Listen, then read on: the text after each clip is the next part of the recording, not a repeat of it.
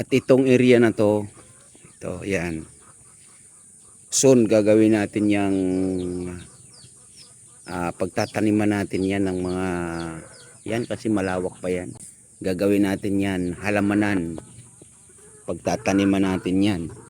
Plano natin dito, ipagagandahin natin yan. Yung gilid na yan, yan, nag-umpisa na yan. Mga halaman yan. Halaman na pwedeng pakinabangan katulad ng pichay, sitaw, talong, okra, patola, opo, kung ano-ano pwedeng mapakinabangan dyan. Paligid yan, tataniman natin yan. Yung bahay na yan ay sponsored by Chonila Riis ng Japan. Kaya maraming salamat Ate Chonila. Kung hindi pa tayo nagkakilala, si tatay siguro walang ganito dito sa Bicol.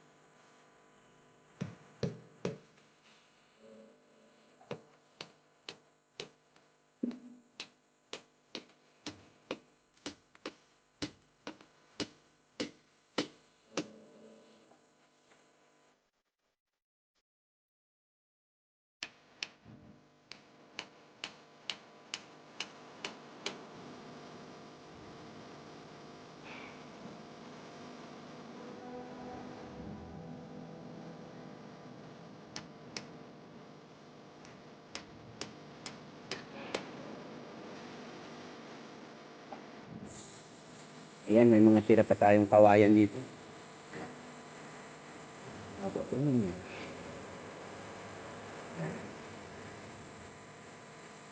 May nakaready na tayo dito ng panghadigi. Gamitin natin ngayon hadigi. Para dito. Gagawa natin dyan ng balkon. Tawagin dito is balkon. Tambayan. Yan.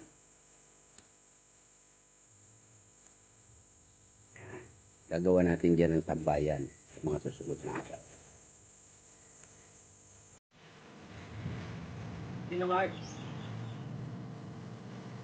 At itong area na to, ito, yan. Soon gagawin natin yung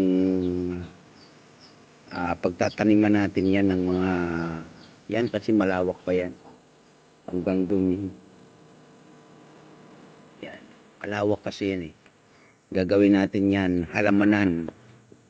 Pagtataniman natin yan. Yan, buo yan. Pagtataniman natin yan. Yan, paikot na yan. Lalagyan natin yan ng mga halaman.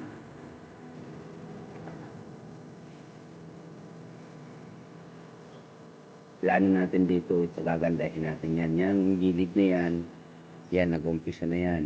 Mga halaman yan. Halaman na pwedeng pakinabangan katulad ng pichay,